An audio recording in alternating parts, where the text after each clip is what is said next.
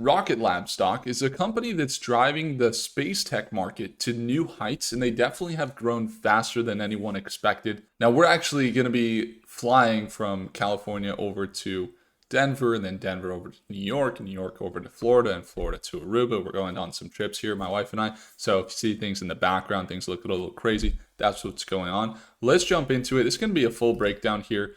Rocket Lab stock. So we're trading some data center companies, some quantum stocks, some robotic stocks, semiconductor stocks. If you guys ever want to watch us trade those, or you'd like to join in and learn how to invest and trade, we're running a 10K trading challenge. It's going to be the first link in the description below. It's free to join. Go grab access before we kick off that challenge on March 30th. So I'm going to go over to our space tech watch list. Some stocks were really crushing it this last week. You got Planet Labs going up and AMD was doing well. Why is AMD on the space tech list? Because they provide the semiconductors for SpaceX Starlink, which is powering the live streams that we do here on YouTube. We saw Redwire down and Rocket Lab down about 5%. So let's take a look at what's going on here. This is a company I got introduced to around $2 to $3 a share, and I've been investing in it since $3 a share. But I got to be real, since we've seen it get up to this $100 price point, and while it's the top space company that is publicly traded right now, there are some reasons to be a little cautious about the stock. You see, it's sold down from $100 a share down to about $70 a share recently, and it's at this floor that if it breaks below, it may sell down to that 200-day moving average, as it is still trading on the premium, and the financials haven't fully caught up yet, which we'll get into in a second. So almost every time when you hear space tech companies in the past, there would be no revenue, things would be super far away, and it would be all hype. A company like Rocket Lab has actually grown tremendously in their income statements, as they're up to $180 million in their last quarter, and their revenue has gone up by 30 to 50% per year, going from just $62 million back in 2021 to over $600 million in 2025.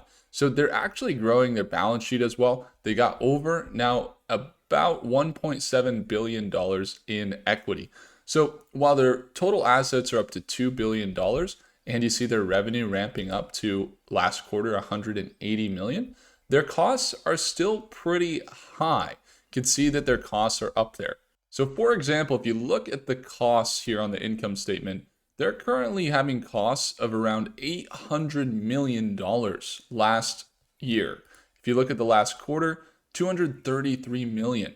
And so while they're having revenue, they are still losing money, just around $50 million last quarter, which isn't a big deal if you look quarterly, because they have that, equity there of $1 billion. So it's like, okay, $50 billion, like they could do that for, a very long time and be okay, because they can also raise money at any time. But it is important to consider that those financials haven't really been able to turn a profit yet.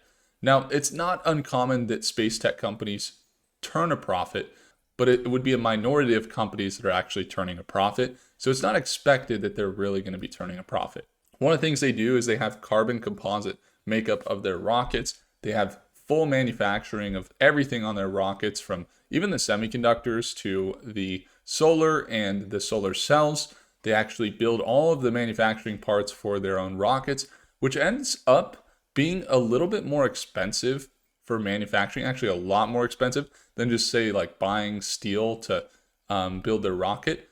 But because steel would be so much heavier than, for example, their carbon composite, they end up saving a ton of money on the materials to launch, or not the materials, the actual payload. So it costs less to launch the rockets. Now, as they continue to have launches, you can see that they have this webcast. Watch the latest live stream they just went out with about this rocket launch that they did. Pretty epic. You can see they're launching here. Boom. Super exciting. It's like watching SpaceX. Now, what's interesting about the launches is their launches are already very commercial. So if you look at some of the companies they launch for, you got Black Sky, you've seen the US Space Force, NASA, of course, but you also have the companies that are turning profits or that are building out similar infrastructures to companies like Starlink. They don't launch with Starlink, but they launch with companies like Canise, for example. They're doing, the cellular data and the internet of things through their satellites. Black Sky is one of the companies that has the surveillance of what's going on down on Earth, and they're seeing a lot of revenue as a result because of the Iran war and also defense contracts. And all of their satellites have been launched up to space from Rocket Lab. So while some people look at it and they say the financials, once again, a little bit iffy, very high cost, they're just going to have to keep raising money.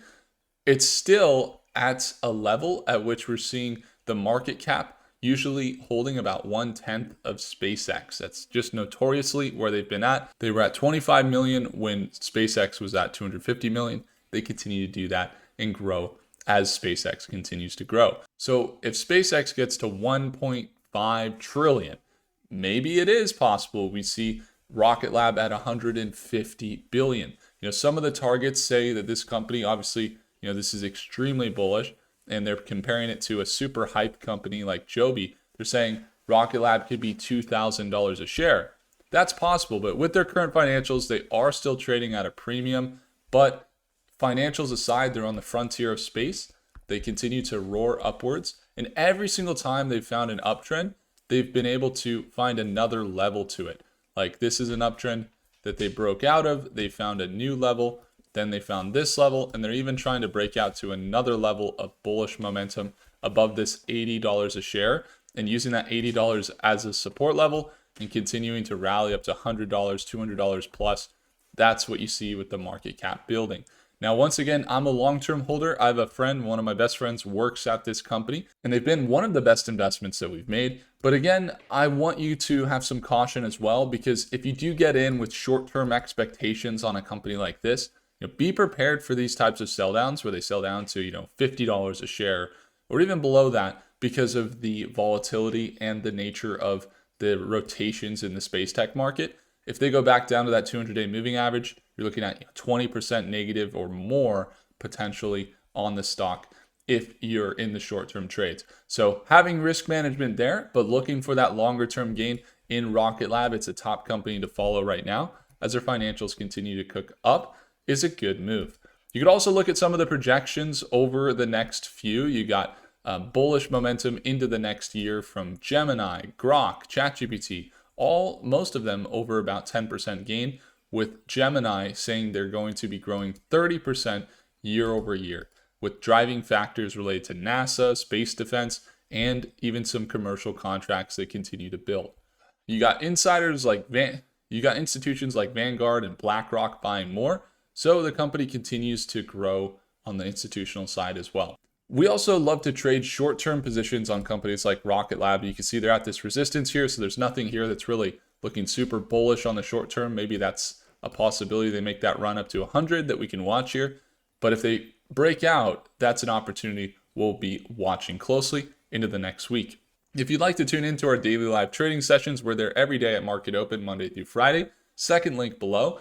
If you want to tune on into our 10K trading challenge that's happening here on Monday, March 30th, then join in the first link below to be on the list. Thanks so much for watching. If I earned your thumbs up, hit the like button. Do consider subscribing, and I'll see you in the next video. Take care.